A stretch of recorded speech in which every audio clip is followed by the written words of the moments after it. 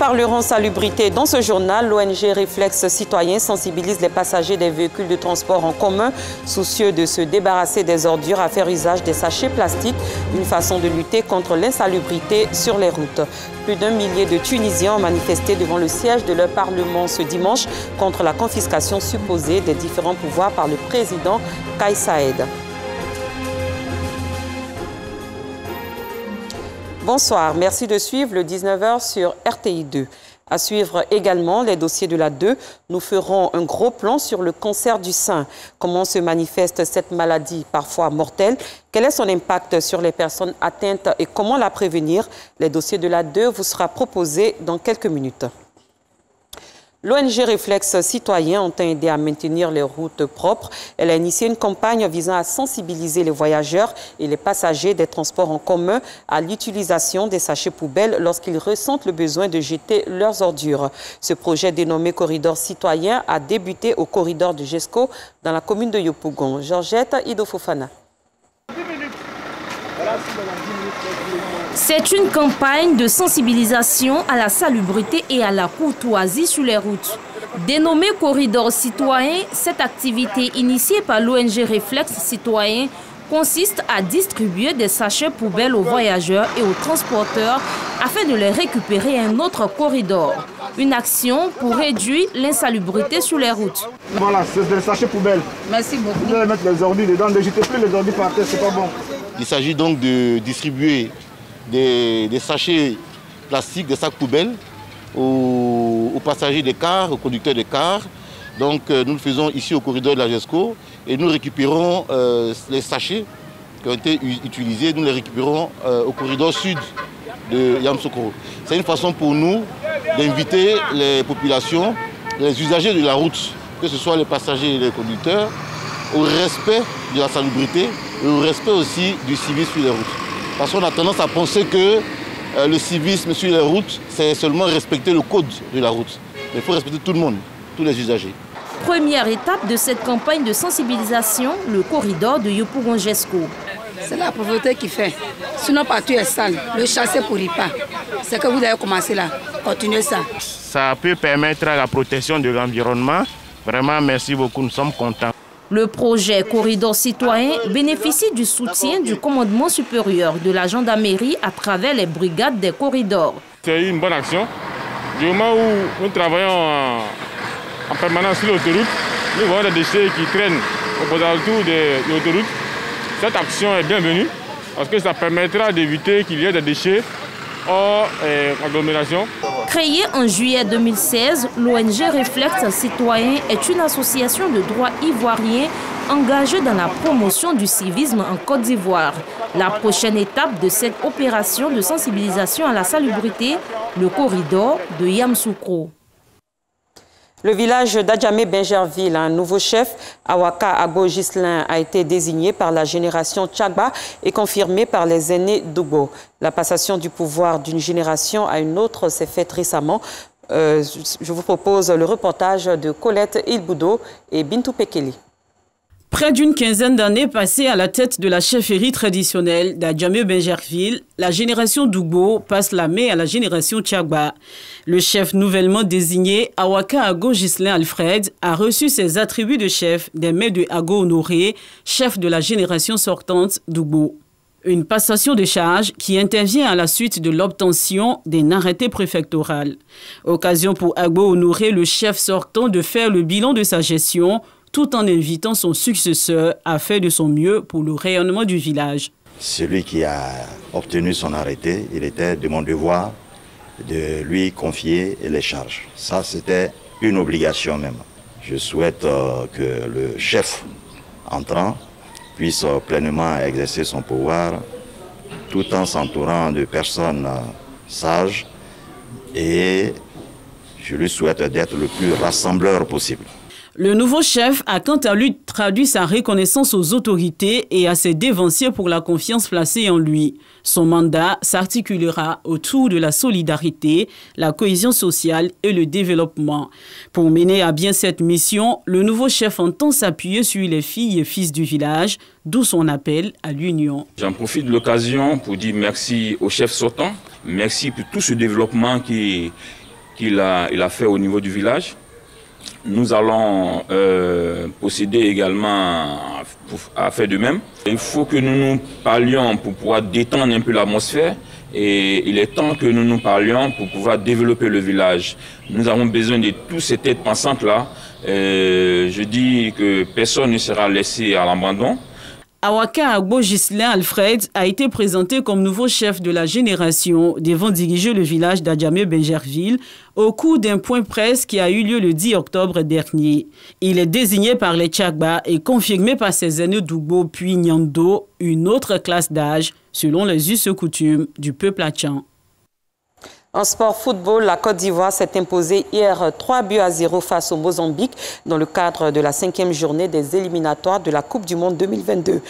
Une victoire qui intervient après celle du Cameroun, 4-0 aux dépens du Malawi. Arsène Kwasi, Patrick Dadi. La hiérarchie du groupe D des éliminatoires de la Coupe du Monde Qatar 2022 se dessine un peu plus avant l'ultime journée. La première place va se jouer entre la Côte d'Ivoire et le Cameroun. Sous pression, suite au large succès des Lions indoctables 4-0 face au Malawi, les éléphants se devaient de réagir. Opposés au Mozambique, les poulains de Patrice Baumel démarrent la rencontre sur les chapeaux de roue incarnés par la frappe de Masgradel, mais le gardien mozambicain est bien sur ses appuis. Échéance retardée, dans la dynamique, les pachydermes parviennent à ouvrir le score grâce à l'attaquant de Sivaspor, Masgradel. Un acquis d'un but que les Ivoiriens préservent jusqu'à la pause. Menacés par une éventuelle égalisation en seconde période, les coéquipiers de Serge Aurier se mettent à l'abri avec un deuxième but signé Maxwell Cornet. Dans la foulée, il est imité par Jean-Michel Seri, qui parachève le succès de la Côte d'Ivoire avec le troisième but. Une victoire qui permet à la Côte d'Ivoire de consolider sa position de leader du groupe D avec 13 points en attendant la finale mardi face aux Lions indoctables du Cameroun à Douala. Et à l'étranger, plus d'1 millier de Tunisiens ont manifesté devant le siège de leur parlement ce dimanche contre la confiscation supposée des différents pouvoirs par le président Kais Saïed. Le 25 juillet dernier, le président tunisien, invoquant un péril imminent, avait limogé le Premier ministre, suspendu le Parlement, tout en prenant le contrôle du pouvoir judiciaire. 4 mois après, l'opposition exige toujours le retour à l'ordre constitutionnel. La Tunisie a un nouveau gouvernement depuis le 11 octobre dirigé par Najla Bouden, nommé au poste de Premier ministre le 29 septembre. Mais la société civile dit toujours craindre pour les droits et les libertés publiques dans le pays. Place au dossier de la 2.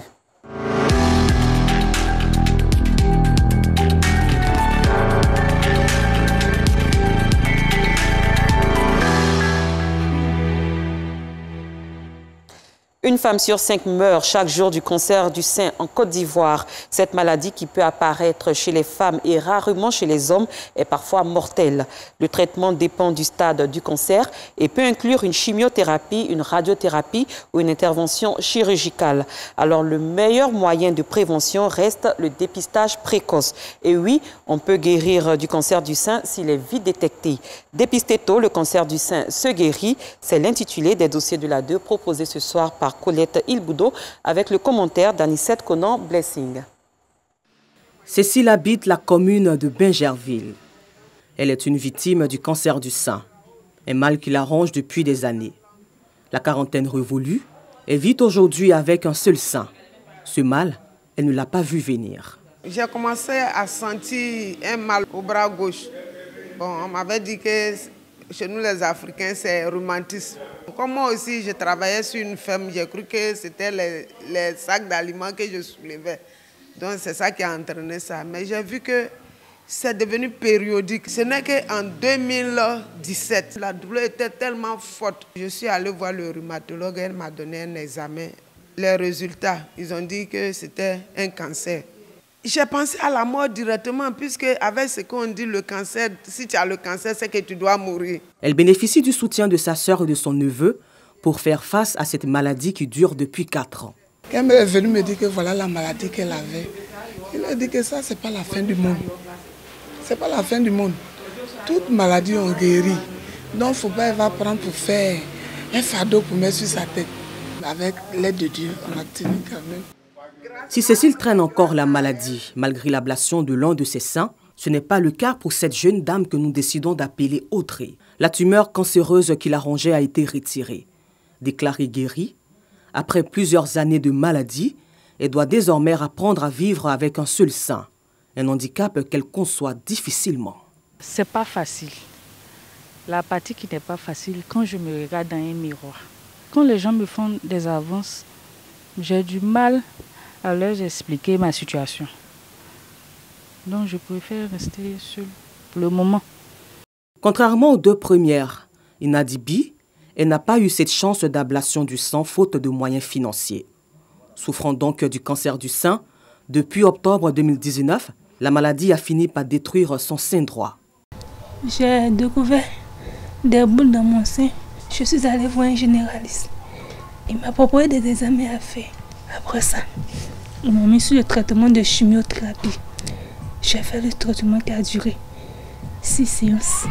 Après le traitement de chimio, on doit me faire une ablation du sein. J'ai essayé d'appeler toutes les associations dont j'avais les numéros à ma possession. Personne n'a réagi. Aujourd'hui, mon sein est devenu comme ça, c'est détruit. J'ai 3 enfants en bas âge.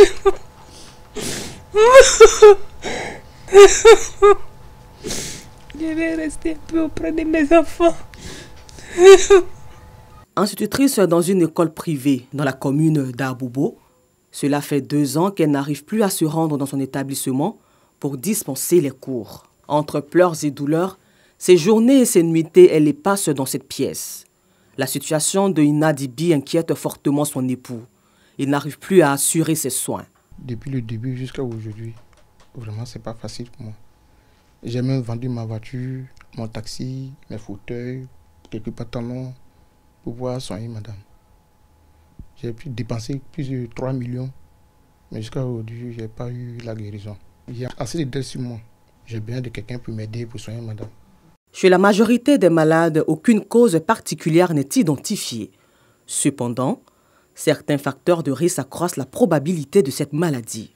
Entre autres, les grossesses tardives, le non-allaitement, la stérilité, les règles précoces, la ménopause tardive, ainsi que le surpoids et la sédentarité. L'une des principales causes de mortalité chez les femmes selon le Programme national de lutte contre le cancer PNLC, le cancer du sein tue annuellement plus de 10 000 femmes. Des décès liés souvent au diagnostic tardif et au manque de traitement. Le dépistage précoce reste alors l'une des réponses efficaces, explique le professeur Innocent Adoubi. La première arme contre le cancer du sein, c'est la prévention. C'est-à-dire qu'il faut encourager les femmes à consulter tôt. Parce que le cancer du sein est une maladie qui aujourd'hui se guérit parfaitement dans plus de 85% des cas. Mais il faut pouvoir faire un dépistage systématique. Il faut sensibiliser les femmes, leur montrer que le cancer du sein se guérit et que ce n'est pas une maladie qui entraîne forcément une fatalité dans l'évolution et qu'aujourd'hui c'est bien pris en charge. Tueur silencieux. Le cancer du sein est une pathologie dont la prise en charge coûte excessivement cher, toujours selon professeur Innocent Adoubi. Mais le coût reste quand même élevé. Globalement, pour une malade qui vient plus ou moins tôt, il faut penser à autour d'1,5 million pour une prise en charge complète. Et quand une malade vient beaucoup plus tard, vous comprenez que ça peut doubler, tripler en fonction bien sûr du stade d'évolution. Ce coût élevé est une problématique à laquelle l'État ivoirien a tenté de trouver une réponse en 2017 à travers l'inauguration du Centre national d'oncologie médicale et de radiothérapie Alassane Ouattara, CNRAO. Un établissement spécialisé qui offre à moins de coûts une prise en charge efficace. Nous avons une politique sociale ici qui permet à toute personne de se soigner, même si elle n'a pas d'argent ou si elle n'a pas la totalité de l'argent. Tout le mois d'octobre, nous avons reçu ici au centre 1670 personnes qui sont venues se faire dépister pour un cancer du sein, pour des consultations gratuites qui coûtent 8 000 francs. Donc le calcul est vite fait, ça fait 13 360 000 francs. 16 personnes ont pu bénéficier de la réduction de 50% de la radiothérapie pour un montant donc de 9 225 000 francs CFA et 26 personnes ont pu bénéficier de la réduction du coût de la chimiothérapie pour un montant total de 14 312 000. Depuis l'ouverture du centre jusqu'à la fin du mois d'août 2021, 802 personnes précisément avaient bénéficié justement de toutes ces actions sociales pour un montant de 800 millions.